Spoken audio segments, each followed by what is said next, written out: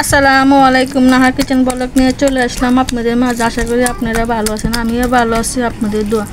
বেগুন ধরা রেসিপিটা আপনাদেরকে দেখাইলাম। আজকে আমি একটা পুরা ভর্তা নিয়ে আসি, বেগুন ভর্তা। তো বেগুন ভর্তাটা কিরকম করে বানাইতে সাথে তখন দেখতে থাকুন।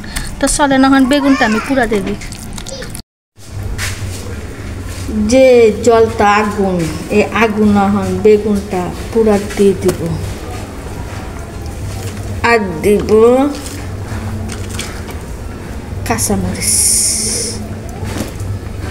আর দিব রসুন, একসাথে পুরা দিয়ে দিব। আমার পুরাটা হোক। আমি যে বেগুনটা পুরা দিয়েছিলাম, আমার বেগুনটা পুরা হয়ে গেছে। এখন আমি এটা বেগুনটা নামাই ফেলব। তো যে রসুনগুলা পুরা দিয়েছিলাম, রসুনগুলা ছিলে নিব। তা যে বেগুনটা পুষছিলাম, তো বেগুনটা আমি চিলে মিলে নিয়েছি। তো বেগুন এখানে কাঁচামরিচ পুরা, রসুন পুরা, পেঁয়াজ কুচি। তখন দিয়ে দেব স্বাদ মতন লবণটা। এগুলো সব একসাথে আমি কষলে নিই। তো দিয়ে দেব সরষার তেলটা, দিয়ে একসাথে মাখায় নিব। পুরো অনেক স্বাদ।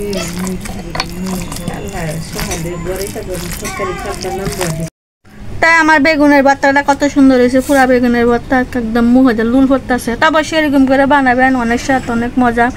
আমার ভিডিওটা ভালো লাগলে লাইক শেয়ার অবশ্যই করিবেন। আর যে সিস্টেমে বানিয়েছি সেই সিস্টেমে বানিয়ে নিন।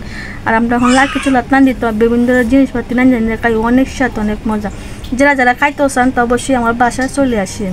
তো ভিডিওটা আমি আসসালামু আলাইকুম।